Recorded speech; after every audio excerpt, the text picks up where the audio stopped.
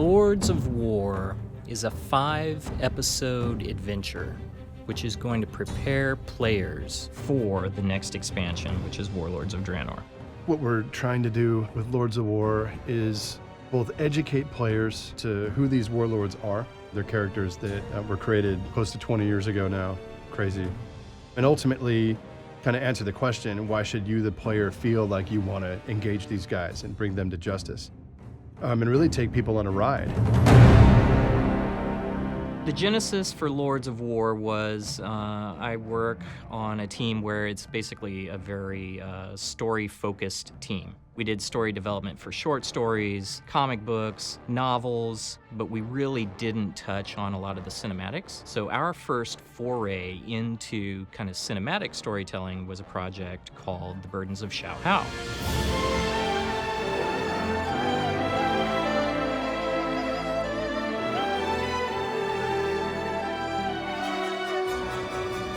Sha was really the first time we ever went beyond what our comfort was in the past. You know, we went into a visual thing that was moving now. It wasn't just a comic, it wasn't just a short story that you throw up on the web. Kind of a short form, but, serial story told in parts. But it was meant to be this kind of picture book, that you would sit and watch. And so we developed Sha, we put it out, and, the fans of Pandaria seemed to really like it. And it really opened a door for us as storytellers because it really got into a lot of hands. It got a lot of eyeballs on that thing. And so Sha really told us that, there's potentially a much wider audience. It's receptive to Warcraft storytelling, but it's not necessarily in a book, right? It's not necessarily between two covers. Using kind of Sha as that platform, we sat down to kind of conceptualize this product, to educate people as to who the warlords are, but also really just take them on this amazing journey that we also hoped would showcase Draenor itself. We had a few meetings saying, what do we want to do next time? How do we want to go forward with this sort of style of storytelling? And so the guys got together and they actually came up with 2 stories. It was going to be Yril was going to be one of them, and Duratan was going to be the other one. And they were just going to be a few minutes each, and that was going to be it. The more we talked about it, the more we realized that this was really a great opportunity to not only tell great stories, but to also introduce some of these bosses that you're going to fight in Warlords of Draenor. They needed it to focus on the warlords because not a whole lot of that was going to be explored in the game. So we needed some way to introduce these guys to the public so that you understood why you should feel threatened by them, why you should care about them. Who are the warlords? Where do they come from? How did they become these imposing, terrifying badasses that we're going to want to fight? And I think each one of these stories that we've built is the crucible moment in each of their lives, the kind of defining story that turned them into the monstrosities we'll inevitably face.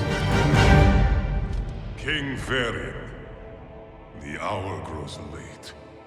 You must sign the declaration of war.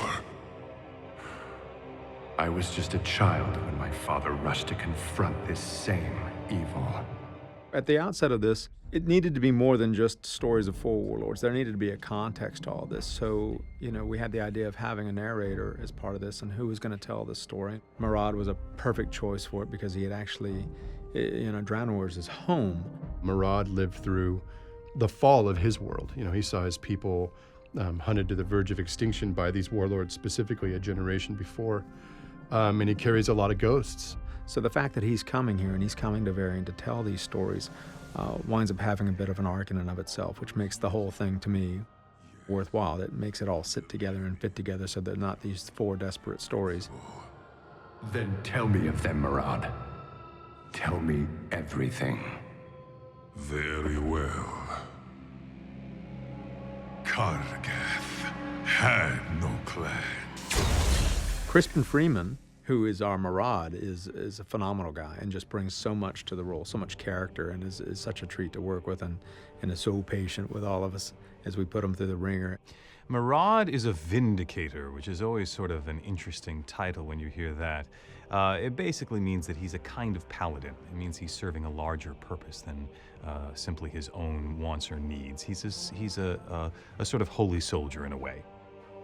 As far as Murad in the story, obviously he's serving the purpose of explaining to the king exactly what they're up against in terms of these orc warlords.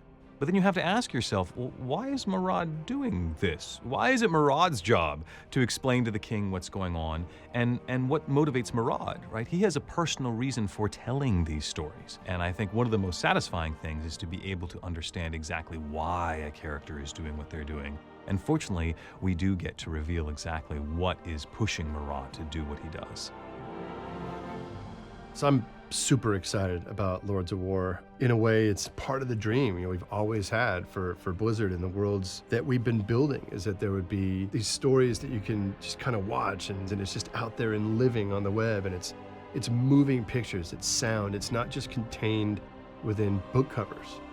It's a little more alive. It's visually dynamic.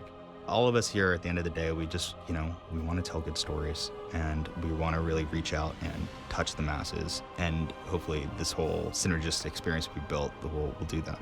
It's extremely gratifying to know that these are going to come out and be shown to everybody. I am certainly hopeful that we're going to do more of these types of stories in the future.